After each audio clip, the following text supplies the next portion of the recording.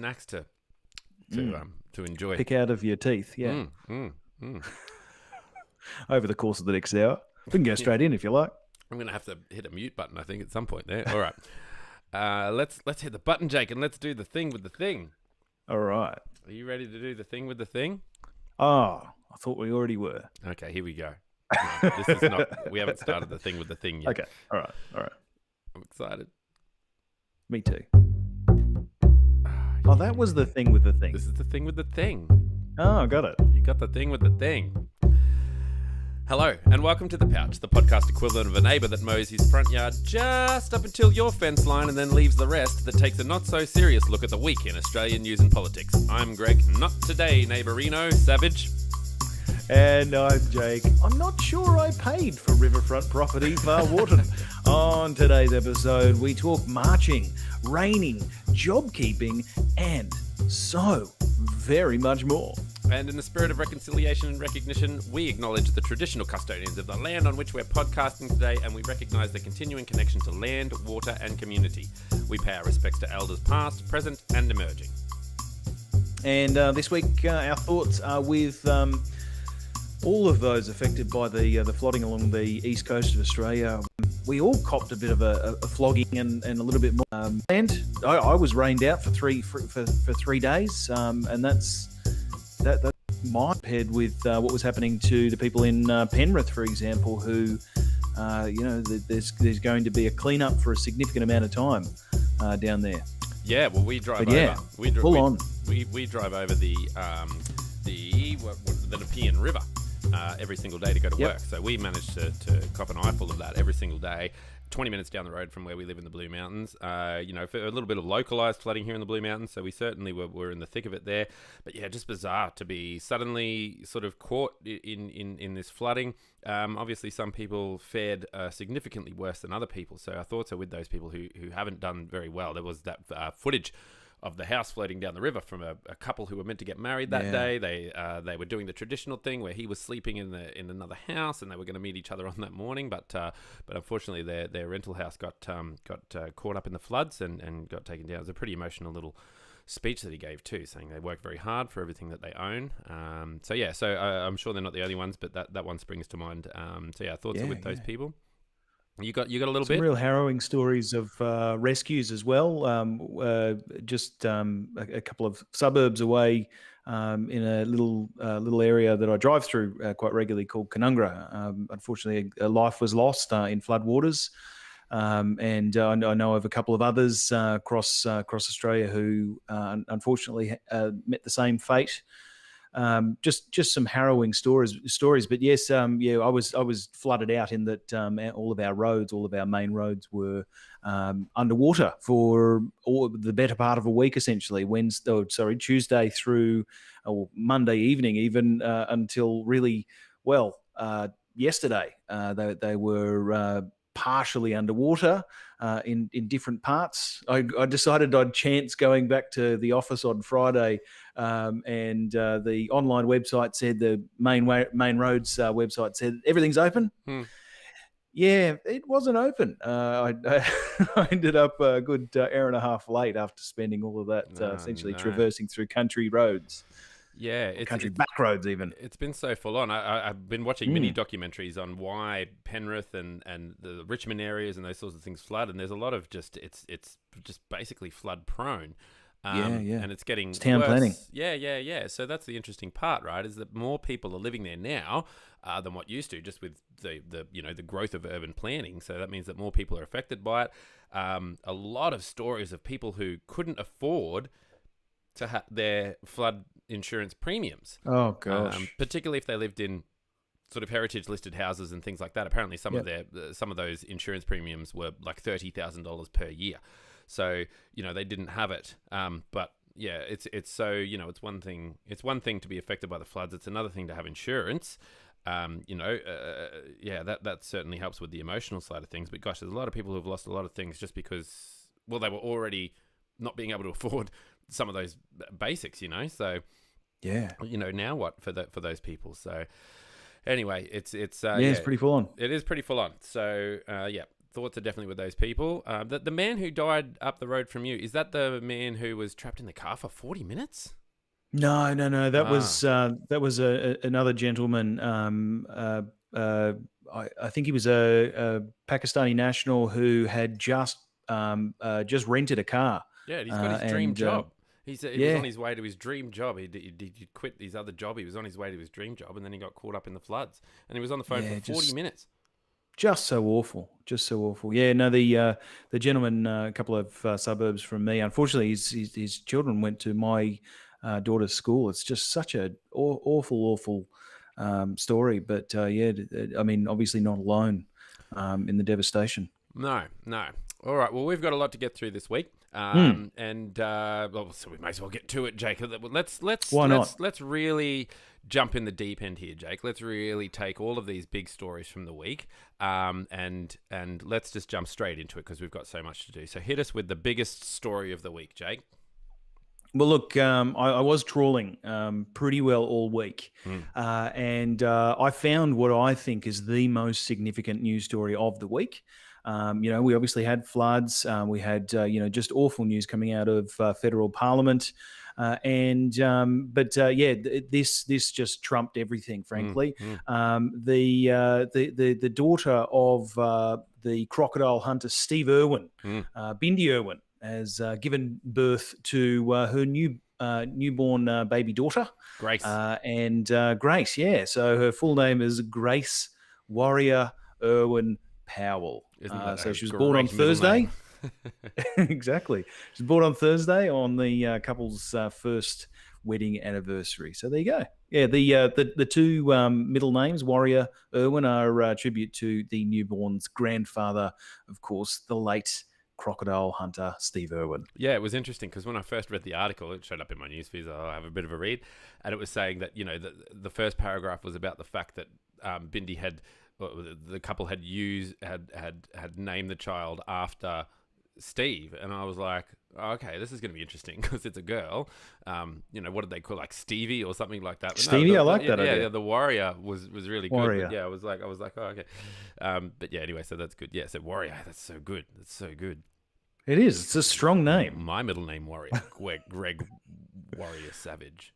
Well, I mean, just about anything fits with your surname, Greg. So Petite. Yeah, Greg Petite Savage. I love it. Greg Tweezers Savage. Anything. Yeah. Anything. Send us your suggestions to the podcast@gmail.com. All right, yeah, so that is very exciting. Look, I wanted to touch on something just really quickly before we get into the nitty-gritty of everything. This was interesting. This got my attention on a podcast called Australian Politics, which is a really weird podcast. I can't find who does it. It's just called Australian Politics, and it gets straight into it, and it's sort by of a couple of Americans. No, it's like that'd be great. But anyway, it's just an odd little podcast, but it's really well produced, and I think it's produced by an actual media company. So anyway, and their first story this week was about a Royal Commission into veteran suicides. Now, a long story short, obviously there's a huge need for some kind of inquiry into veteran suicides. There were more than 400 known veteran suicide cases dating back to 2001, and that figure has soared over the past 12 months. Now, in February of last year, the federal government established a permanent national commissioner for veteran suicides. That individual was meant to have the similar sort of powers to what a royal commission would have, and they would report back to the Prime Minister annually, or yearly, as some of us like to call it, once a year, if you will, on the 20th of February, and 10 times a decade. Yeah, exactly. 100 times a century, they would have to report to the Prime Minister.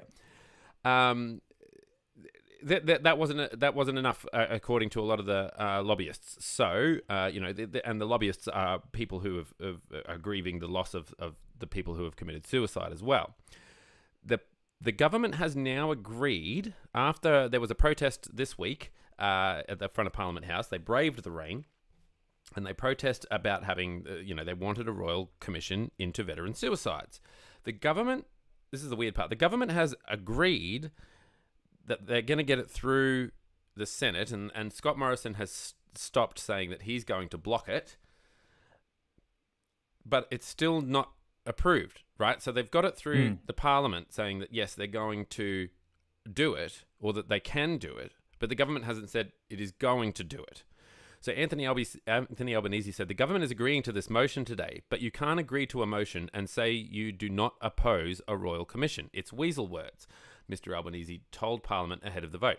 It can't be resisted anymore. The government should be calling a royal commission and should be doing one today, given they know that this has been coming for a long period of time. So I hope I did a good job of explaining that, because it kind of confused me a little bit. So a lot of people wanted a royal commission, but we had a permanent national commissioner, which was meant to have the same sort of powers and do the same sort of thing, but it wasn't a royal commission. The theory is that the government didn't initially want a royal commission because it was going to cause a raft of negative headlines for quite some time. So I think there's also the general fear that the premise of a royal commission is that you get answers, and invariably you don't get answers without asking questions, and a lot of those questions are going to come from veterans who have seen their friends die, who have been close to the edge themselves.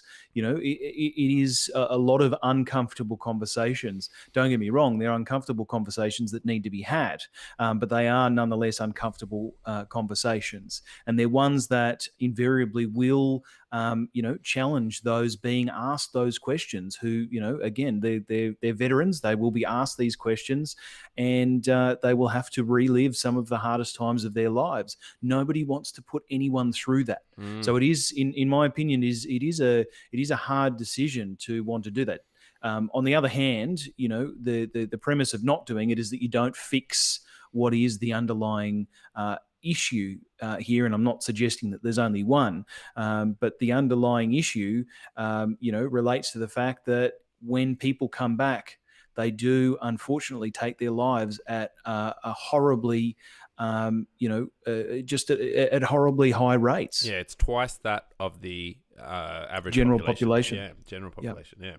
Ahead of the vote, former soldiers turned Liberal MPs Gavin Pearce and Philip Thompson gave emotional speeches backing the motion. Mr. Thompson, who supported the Prime Minister's original move to have a national commissioner, said he now wanted a royal commission as well. When I was on operations in Afghanistan, we accepted death. I didn't accept it or accept it when I came home. I didn't think I'd be going to funerals all the time, Mr. Thompson told Parliament. I think during the process, everyone involved is going to require support at the highest level, Mr. Pearce warned. The Royal Commission is going to be tough on a very tough subject, and it's going to be tough on the families, it's going to be tough on the mates of those involved, and it's going to be tough on units and the chain of command. So, interesting little story that is obviously clouded, Jake, if you will. Muddied. I will. If you will. Sidelined. By the other news this week. Which we're going to get into. I'm ready. Are you ready? Well, I'm braced, yeah. Okay, cool. I have girded my loins. Yeah. Yes. This has become a bit of a hot topic. We've tried to, we haven't tried to avoid it. We've deliberately avoided talking a lot about, particularly Brittany Higgins, when it was initially just sort of one case that was floating around of alleged rape in Parliament. And alleged bullying now, and alleged misconduct, and alleged and then there's evidence of these grotesque behaviours that are happening in Parliament. We can't ignore it anymore. So we're gonna touch on it as best as we can. Jake, the first one, talk us through it. A PM on the rocks. Yes. Sounds like a great drink. I'm in. Depends. I mean, I think many people would hope for a PM on ice right now, just who would stop at what we're about to discuss. just stop at the speech part and then not go any further. But we'll go into that. So yes, the Prime Minister Scott Morrison fronted the media this week to address what amounted to a final straw in relation to a toxic and sexualised culture in federal parliament this week. It followed the airing on ABC's Four Corners program that showed pixelated version of a senior staffer performing a solo sex act on the desk of a member of parliament, and allegations occurring of sex in a prayer and meditation room in Parliament House, and allegation that staffers would occasionally bring sex workers into Parliament House to have sex with parliamentarians. These televised revelations obviously followed the past month of allegations of rape in Parliament House against staffer Brittany Higgins by a fellow staffer.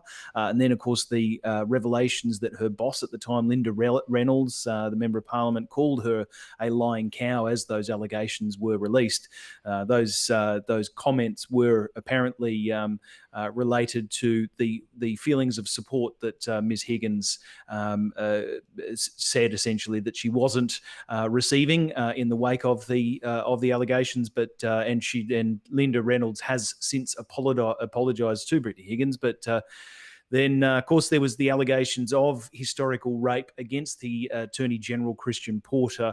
Allegations, of course, that he has strenuously denied.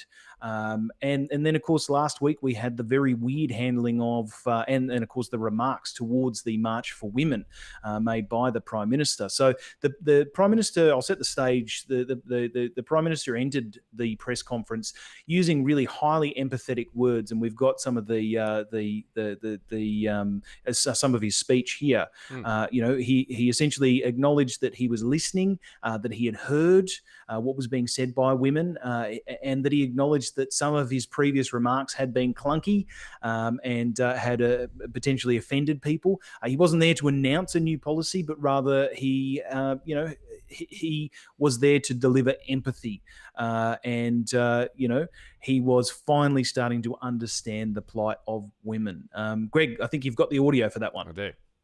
These events have triggered right across this building and indeed right across the country women who have put up with this rubbish and this crap for their entire lives, as their mothers did, as their grandmothers did. I have the deepest of vested interests. Criticise me, if you like, for speaking about my daughters, but they are the centre of my life. My wife is the centre of my life. My mother, my widowed mother, is the centre of my life. They motivate me every day on this issue. They have motivated me my entire life. They have taught me the values and the faith that sustains me every single day in this job, which is why I'm here. I owe them everything. And to them, I say to you girls, I will not let you down. Yeah. Yeah, so look, it was powerful. There were tears from the Prime Minister, I should say. The cameras going off when he started. Yeah, to you cry, can absolutely. How great would it be to have a shutter rate that fast? A lot of the commentary from the journalists, both in the room and certainly those commentating at home, suggested really that if the Prime Minister had walked out of the room at the end of those comments, he'd probably be in really good stead. I mean, of course, this really was a speech that he potentially should have given a month ago or potentially even a week ago at the March for Women, but it is nonetheless a speech that he's giving now. But he didn't stop at the end of that, unfortunately. Unfortunately for him at least. He did open the floor for questions, and one of the very first questions was from Sky News political editor Andrew Clennell, and Greg, we've got the audio for that one too. If you were the boss of a business and there'd been an alleged rape on your watch, and this incident we heard about last night on your watch, your job had probably been a bit of jeopardy, wouldn't it? Doesn't it look like you've lost control of your ministerial staff here? Well, I'll let you editorialise as you like, Andrew. But if anyone in this room wants to offer up the standards in their own workplaces by comparison, I'd invite you to do so. Well, they're better than these, I would suggest, Prime Well, Minister. let me take you up on that. Let me take you up on that.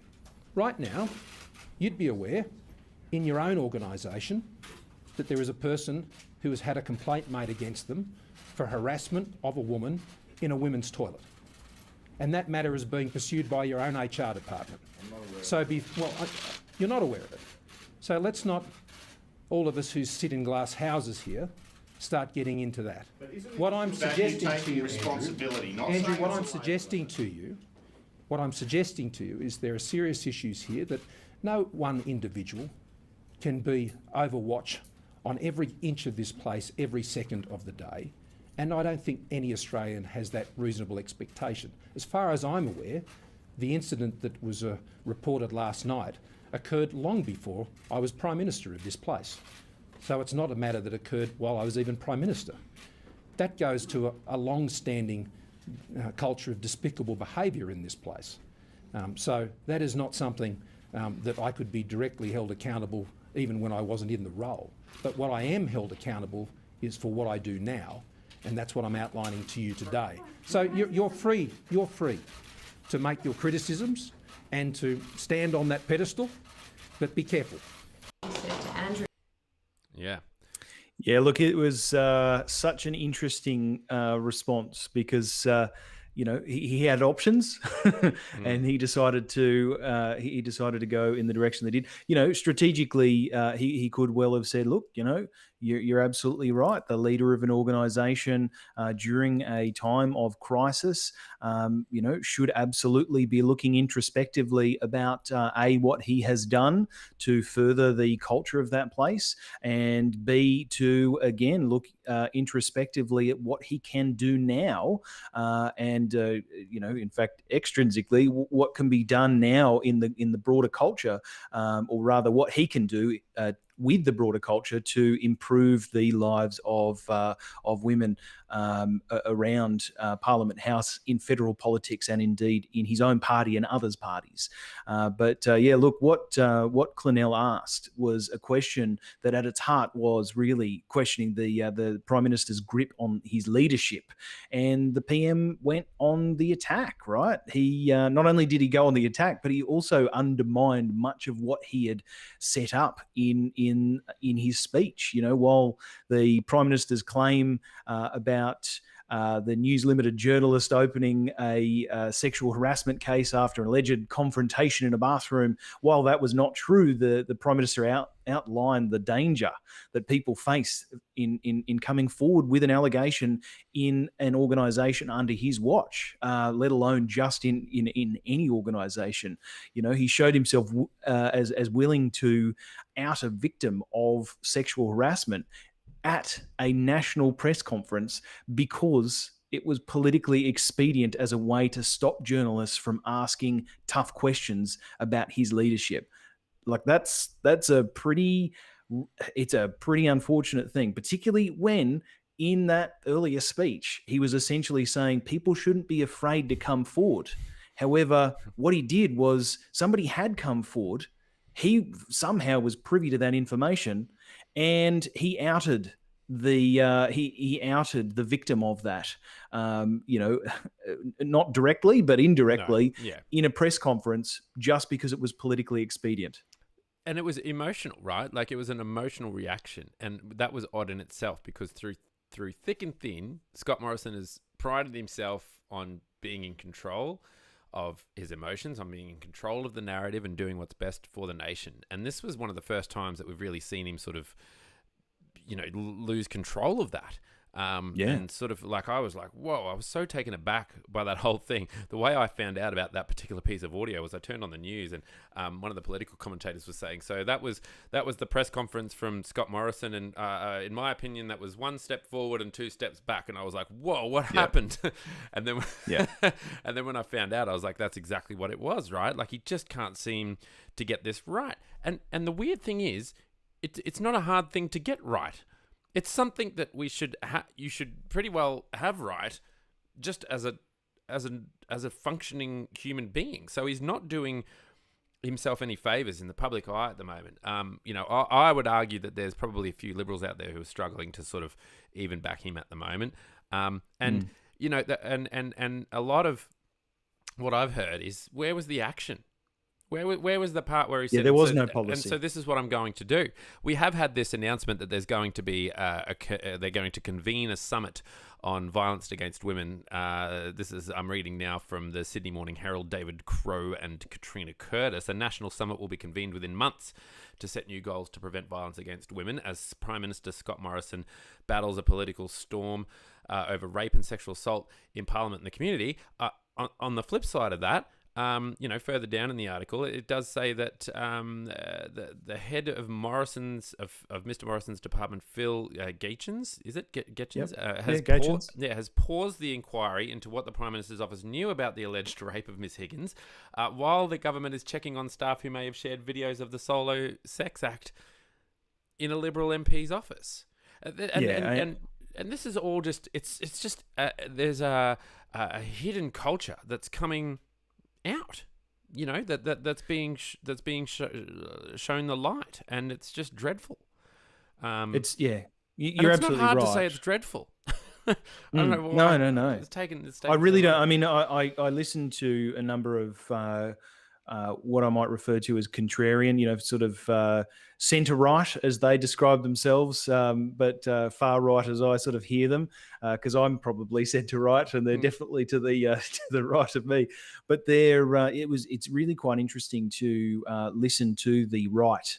The more conservative people comment about this, not just this press conference, but I suppose the cacophony of voices, really asking for change, and essentially, they're calling for what conservatives often do, which is to conserve the status quo. In many ways, a lot of that commentary from the far right this week was that the questions that were being asked were unfair, rather than actually holding the Prime Minister to account for, because frankly, like the opening remarks that he gave, the speech that the Prime Minister gave was, exactly what was potentially needed. It was probably exactly what was needed, a few weeks ago. But it was now. It's now. That's fine. Sometimes it does take a while for people to fully grasp and understand very complex, highly complex issues. But by responding in the way that he responded to that, reasonable question, one would think, he completely undermined everything that he'd previously said. All of those scripted remarks that had clearly been looked over by an empathy consultant, quite clearly, that response to that question, that lacked any empathy whatsoever. Yeah, and you know what? Something that got me this week as well was that in amongst all the floods and stuff like that, and it's great that the Prime Minister is visiting these flood-prone areas, but he did it with Jenny this week. Like he got and he was doing it, and I just sort of thought, it's a political move. Like, maybe it wasn't, maybe it was, but as an average, I don't know if I'm an average voter or not, but as a voter, that's why, that was my first thought was, now he's got his wife out here, and he's done it to circumvent questioning. Yeah, because no one's going to question while Jenny's there, and these are the thoughts that are going through my head. So whether it's true or not, I'm not sure if that matters. And I don't know. It's just so bizarre. It's so bizarre because it feels like he could, in an instant, sort of change things because he wants to. One thing I've admired about Scott Morrison is the fact that he wants to get on with the job and wants to do what's best for the country, or so he claims. He doesn't strike me as a particularly, egotistical person. Maybe he is, but, you've got to have some ego to be in politics. He doesn't seem to be doing everything for his own benefit. Let me put it that way. So I think that's a good characterization. Thank you. So I'll write it down. But at the moment, I'm not getting that, and it seems like he can just be sort of saying a few things, doing a few things, because we spoke about this off air, right? If any one of these things happened in our workplaces, that would be it for that particular person. Like that would be it. Like we would have police at the gates making sure that we didn't come back to work, that until this thing was cleared. And it just doesn't seem to be the case, and there needs to be some action. I think you might have a story here, if you're happy to go down to it. If you've got anything else to add to that one, but this idea that he's reshuffling the cabinet, like what?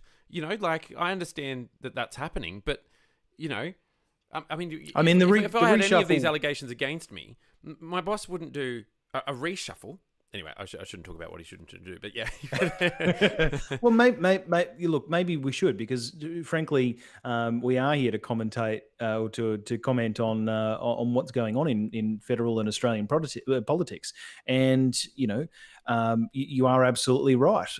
Our experience of both, of being in the workplace is essentially that when things happen under a boss's watch, that boss invariably is held accountable, not for the acts themselves, but how he deals, or how he or she deals with the fallout. Yeah, great point. Yeah, none of these are his fault, but how he's dealing with them. And he didn't even read the report. Like, he's not even reading the stuff that, he said he was briefed on the Brittany Higgins stuff or whatever. And it's like, well, I just can't imagine any boss that I've worked for, if I had any sort of allegations against me, going, oh no, I haven't read it. It's a matter for the police. I haven't read it. He's right to come back to work. Like, it just doesn't make any sense. I just don't understand why it's acceptable. I mean, I'm a little bit less, I suppose, opposed to his actions there. I get that people want him to read it because it is invariably the evidence. It is the evidence in the words of the person who had it committed against them. But likewise, if the Prime Minister, the Prime Minister invariably has to work with these people after he reads those. I should correct that. It wasn't the Brittany Higgins one, was it? It was this is the alleged, Christian Porter situation. Yeah, these are the alleged allegations. But there was still a brief on Brittany Higgins. There's still there's a lot of these things that are floating around. We'll maybe.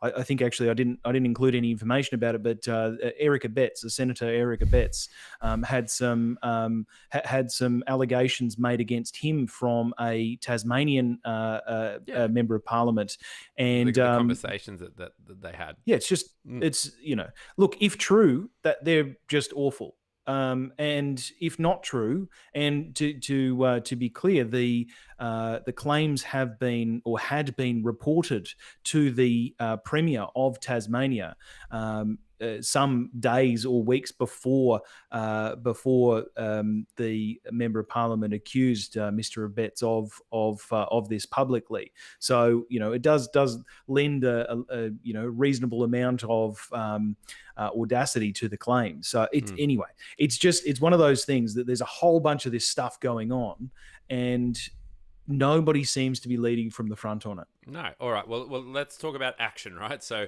as little action as it is, he's doing a reshuffle, right? So, tell us who's moving where, Jake. What's happening? Yeah, well, look, we don't have an enormous amount of information on who will actually get the cabinets that are being moved around here, but essentially the Christian Porter and Linda Reynolds. Christian Porter, of course, had the allegations of historical rape leveled against him. Again, allegations that he has strenuously denied. And Linda Reynolds, she was the boss at the time of one Brittany Higgins, who essentially dealt with that situation reasonably poorly. Were not, by all accounts, was not there for Brittany Higgins, and instead was more interested in treating it as a political problem than one requiring, empathetic respect and compassion. But nonetheless, both of those cabinet ministers look to be outed from at least part, if not all, of their portfolios. The Attorney General and Defence Minister, respectively, who are currently on leave, I should say, are both expected to be retained in cabinet but moved to other portfolios. So it all follows this mess that's been occurring for a significant amount of time. And I should say, of course, Christian Porter has, in his current portfolio, he has a defamation case open against the ABC, and invariably it means that he would have to recuse himself from part of his portfolio anyway. And it may also not be appropriate to have somebody with questions of fitness to oversee policy change to address women's rights issues when these allegations, these specific allegations hang over his head. So yeah, it certainly doesn't pass the pub test, does it? No. I don't even think we should. It's not even the pub test. It's just the saying it out loud test. Yeah. No, you're absolutely so right. So Home Affairs Minister Peter Dutton is likely to replace Senator Reynolds in the defence portfolio, and he's actually come out in defence of the Prime Minister in making these actions towards sacking the ministers from their positions. Dutton said, quote, "I don't think the PM is afraid to sack anyone if they've done the wrong thing," but he said that Senator Reynolds had done an outstanding job in defence and provided what she believed was enough support to Ms. Higgins. But it's pretty full on. And invariably, the Prime Minister is not something that the Prime Minister is not someone that enjoys sacking ministers. He certainly doesn't sack any minister, let alone a loyal minister. And it's always been something that he's been reluctant to do. He's always sort of lauded and rewarded, if you like, a loyalty. And he's backed ministers' fitness even when it is politically questionable for him to do so. It just seems that in these cases, it'll become a lot harder over time to explain the ministers' scandals and excuse them away while they remain in their roles. Yeah, it's absolutely tragic, the whole situation. I think one of the podcasts I listened to this week, I think it might have been the Party Room, was talking about the fact that if simply not getting rid of Christian Porter puts it, it's just he's got to continuously face questions. Scott Morrison has to face continuous questions about why Christian Porter is still there. And it's my understanding was that he was actually he was going to be able to sort of fight this defamation case while doing his job, and was essentially, a taxpayer funded defamation case. It's crazy, with people saying, well, what about the victims? Where's their funding for getting their stories across? And it's just, I don't know, it's just so bizarre. Moreover, Christian Porter was, if you read the writ provided by the lawyers in his defence case, in his defamation case, what he's essentially said is that he is intending to swear under oath that he did not commit these crimes, and so he is using it as the inquiry that people have been calling for. Yeah, that's right. Rather than a defamation case. Not to mention the beautiful poetic part where they get to say, we can't talk about it because it's it's in front of the courts. Oh yeah, by launching this case, all ministers in the case get to say, we can't talk about it because it's on water matters, if you like. So I don't know. It's very, very, very messy. Something needs to change. There was another Four Corners episode about the whole Christian Porter thing. So the original one, which I think was February last year or something, I don't know, maybe even August last year, something like that. Yep. Inside the camera bubble, inside the Canberra bubble. And now they've released another one called Bursting the Canberra Bubble. So check those out if you get a chance. A lot of commentators saying, it's a bit of a hit job and all that sort of stuff, but it certainly gives you I don't know. Some of these people seem tremendously unlucky, Jake. I'll give you the tip. They're all innocent and they're all not. They seem tremendously unlucky. So yeah, all right. Have you got anything else to add to that one? No, I mean, in both cases, in the case of Christian Porter, he is allowed, under our legal system, which I tend to like our legal system. Yeah. He is, guaranteed the presumption of innocence. It's just that he is not going to be, the New South Wales Police, where the crime was alleged to have been committed, have said that they're not going to pursue a case. Yeah, they potentially may not have been able to have not enough admissible evidence. Exactly. So look, it's one of those things. These claims are not really going to see the light of day, and it looks like Porter has, taken the sort of politically expedient and easy way to claim his innocence on the record. It's just I don't understand it, but it's one of those things. He will have taken a political hit for this, and I worry of the precedents that does set, in that accusations can sink someone's career. I think, on the other hand, he didn't put himself forward for an inquiry that would have potentially cleared his name.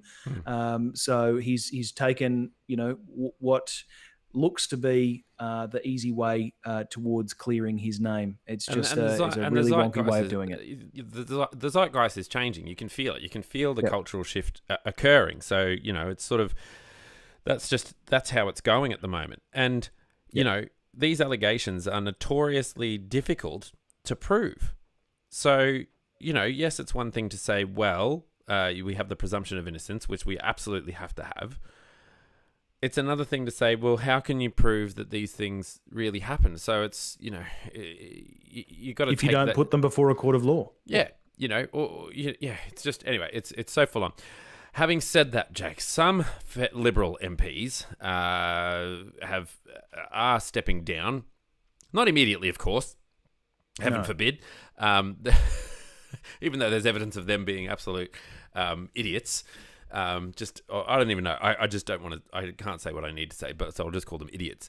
But this one's about the federal Liberal MP Andrew Laming, who has apologised for online treatment of 2 Brisbane women, and then retracted it in some some text messages that he comments sent that were forwarded on to the press. I think at the time of writing this, maybe some things hadn't transpired, and now they're saying that originally he was just ordered into empathy training after allegedly bullying 2 Brisbane constituents.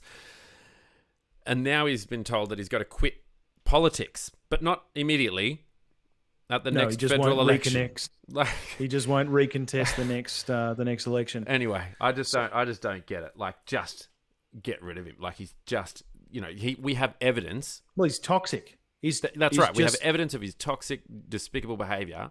He's just anyway. It's not this is different, right? This is not a presumption of innocence. This is evidence that he's a complete monster. So anyway, well, I want to be clear that these. I want to be clear that these the allegations of bullying, the text messages, etc., have been released, and not just the text messages, but also the Facebook messages have been released to the media and have been let out into the media. He hasn't been charged with anything, so. No. But I'm even talking about just the mocking, just the idea that he thinks that he can get away with mocking.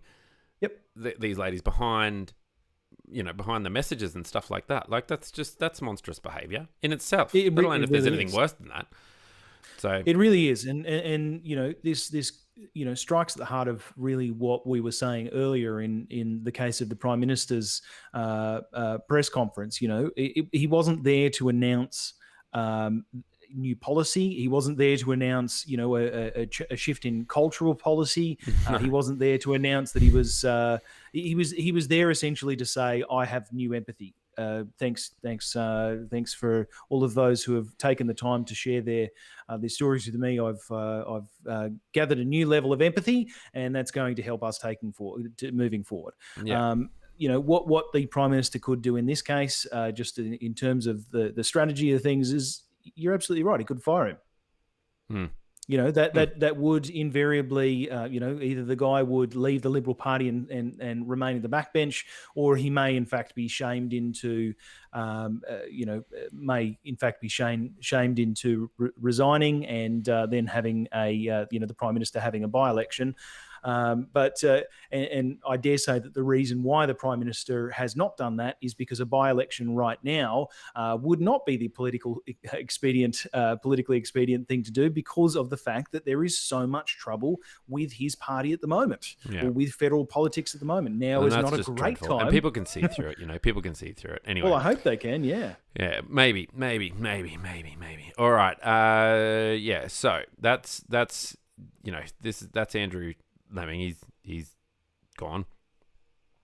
Well, I mean, he's not gone for a while. I just can't understand it. I just don't understand why it's not gone today. Yeah. Well, I mean, I think the reason why he's not gone today is because if the Prime Minister were in a position of power here and were able to make Andrew Laming leave the Liberal Party and resign from his job, i.e., resign from Parliament, and that would trigger a by-election in that seat. The Prime Minister currently has a one-seat majority in Parliament.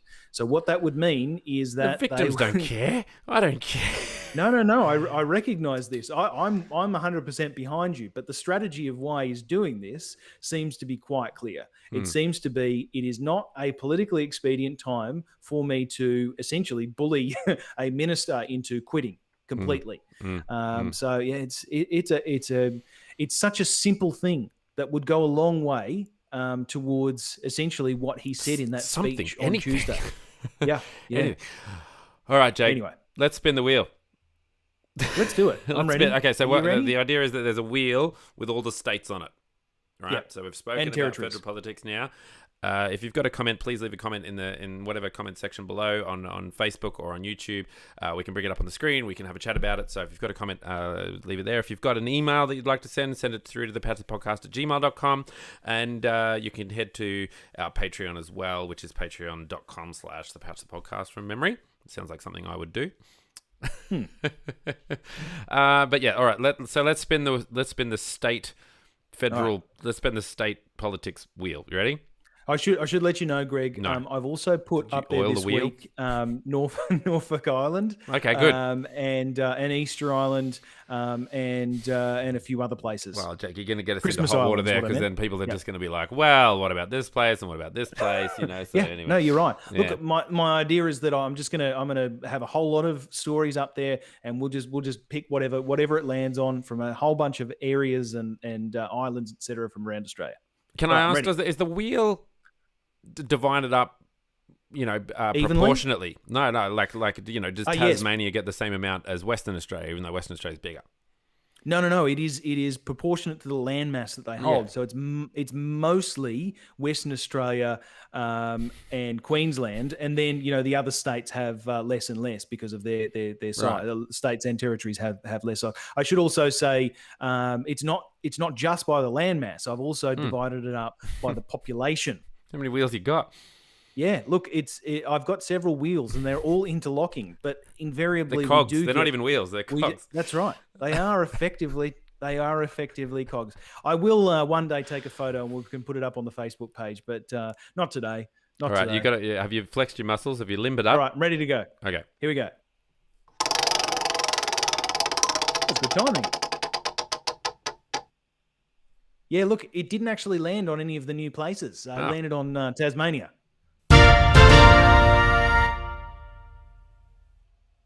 I mean, that was a surprise. That was almost very loud. It was a very loud sound. I had to turn it up for that for the Scott Morrison speeches. I might just try that again, everyone, and we'll do that nice and quietly. Ready? There we go. I love it. We went into the red, ladies and gentlemen. We went into the red. Okay. Deep into the red. Where have we landed, Jake? Tasmania. Yeah, we landed in Tasmania. Oh, this is exciting. I love Tasmania. I'm thinking about exciting. going to Tasmania for my 40th. Oh, can I come with you? Yeah. I love that that would be the idea, is that I can invite people to Tasmania and we can give them a bit of money. I love this idea. Let's do that. Sydney money. But I want to do the Overland Trail. Yes. Oh my God. I was literally about to say, let's go up to Cradle Mountain and do a couple of days on the Overland Trail. Yeah, for sure. Well, that's the idea. I was literally speaking about that today. So for my 40th, which is in October, heading down to Tasmania to do the Overland Trail. So if you've got a couch that I can sleep on, that'd be great. Da, da, da. Oh wait. I promise Hey, that it's won't be the noise Greg. you wake up with. No, I don't need a couch. We can afford accommodation. That's all good. But yeah, we should definitely hook that up. All right. Well, what's happening in Tasmania then over the next few months? Because I'm pumped. Well, Tasmania's Liberal Premier has called a state election for May the 1st, days after his government's numbers plunged into the minority with the exit of the outspoken Speaker. It was quite difficult to say, Sue Hickey. So who is was- the Liberal Prime Minister Premier? It is Peter Goodwin. Oh yeah. Yeah. We actually spoke about him maybe last year because he was he was doesn't get a lot of airtime. well the previous premier had and I can't recall the previous premier's name, but he had exited the building and handed over to Peter Goodwin, Yeah.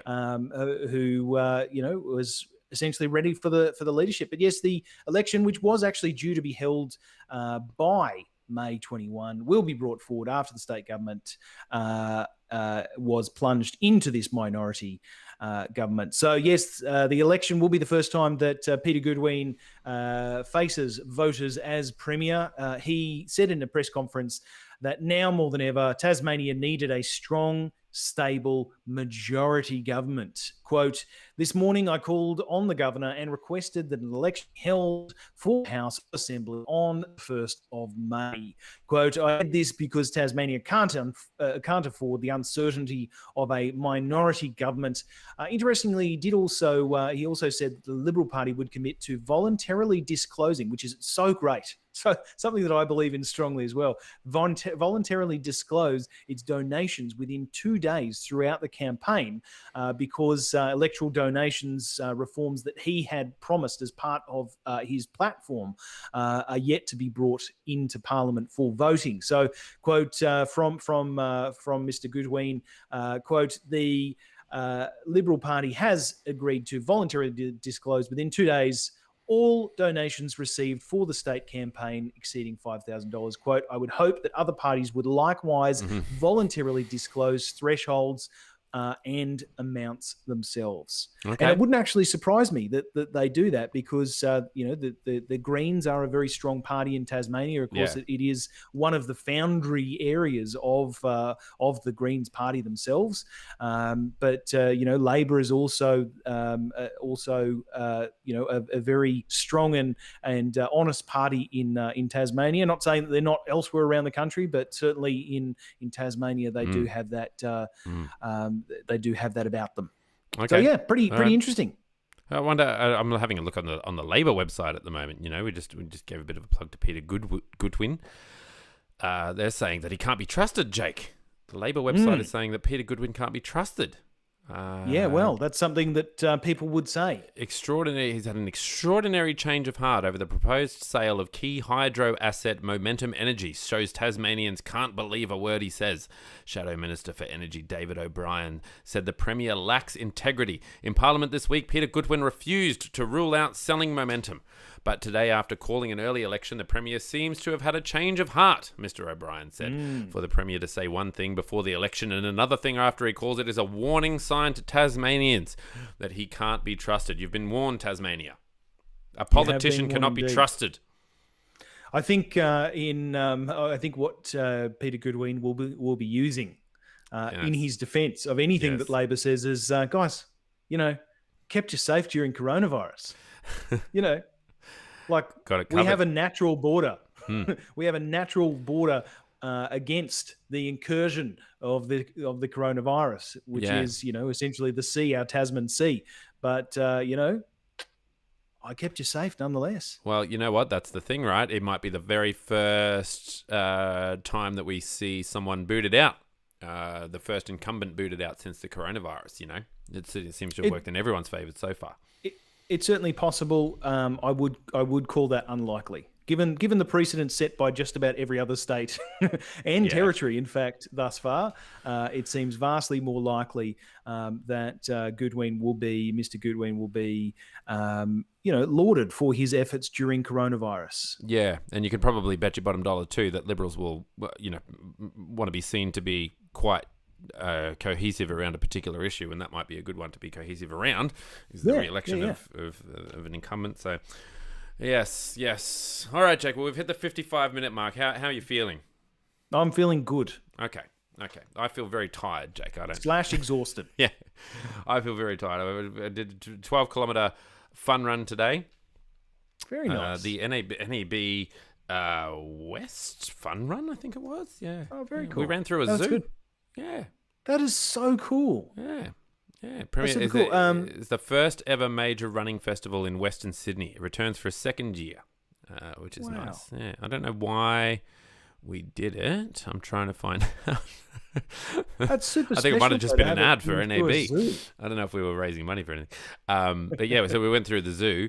My wife is the runner, and I go ahead and I try and keep up. For what I can do. We've done a lot of 10K runs, but that's the furthest I've ever run in one sitting, 12 kilometres.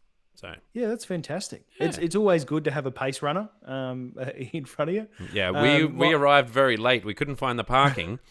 So we arrived and we were literally the only couple running through the start line because we were so late. Everyone else had gone. Yep. And so we start jogging and we're just running around. You started off in the Sydney Motorsports Stadium, so it was around the racetrack. So we're just jogging around this racetrack at 6:30 in the morning, just jogging around, and then through the zoo, and then through over the M7 motorway, and then ended up where did we end up? It was some complex or something like that, and then got a shuttle bus back. It was very well organised. Shout out to the organisers there, but yeah, I'm very very tired, Jake, and to do this with you today. I get it. Yeah, it was good. We actually on Friday night. I don't know whether I've disclosed, but my wife. I mean, I've disclosed to you, but the listeners may not know. My wife was diagnosed with multiple sclerosis last year, and we had the exact opposite experience to you on Friday. We attended the MS Queensland MS Moonlight Walk, and it was a 5 or 10K walk, which was really well organised. It actually came on the back of announcement that coronavirus had again had some community transmission on one side of Brisbane, which was quite interesting.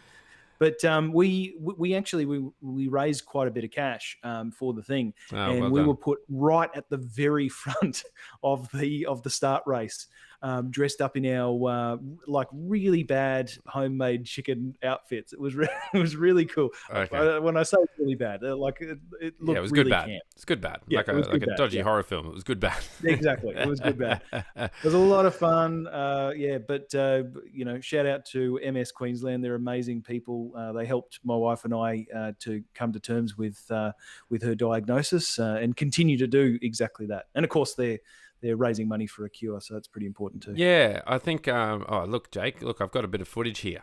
How's that? Yeah. There we go. That's my mum on the left-hand side, and me on the far right. Ah, that's lovely. Okay. So you're there. Yeah, right. Okay, that's excellent. There's your homemade chicken outfits. They look great. Well done. I think Rachel and I have signed up for an MS thing on your behalf as well. We're going to be doing some ridiculous amount of kilometres over the month of May. So we've averaged it out to about 1.6 kilometres per day over the month of May. So we're going to be doing that to raise money for you guys as well. That's fantastic. Well, indirectly.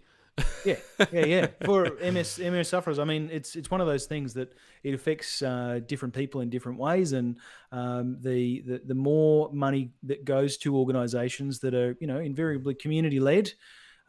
Charity organisations, the better. They really help people to come to terms with and understand their diagnosis. So it's pretty amazing. All right. Well done to you, Jake. Well done to me. Well done to you. Go How us. cool is a run through a frickin' zoo sound? Yeah, it was really cool. There was literally lions and tigers and others.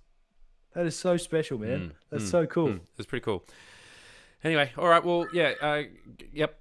Congratulations on getting through the podcast, and congratulations to me. We got a huge week ahead of us. I think the next show that I'm doing with you, Jake, I might actually be at the Byron Bay Blues Fest. So we'll have to see how that one pans out, but it should be pretty exciting. It's going to be amazing. You're going to be under a blanket again, most likely. I'm just going to be walking around with a blanket over me or something like that by that stage, I think. That's going to be awesome. All right, Love no worries. Well, yeah, have a good week, and I'll chat to you soon. Thank you, dear listeners. Thank you, everyone. If you want to share the love, you can do so by telling your friends, families, and foes to headthepouchpodcast.com. That's it. Yep. Bye. Love you all. Bye. I don't love you all. Yeah. There's at least two of Most. you I really don't like. All right. Gary. Yeah, and you. Which Gary is it? Yeah. Just all of them. All of them.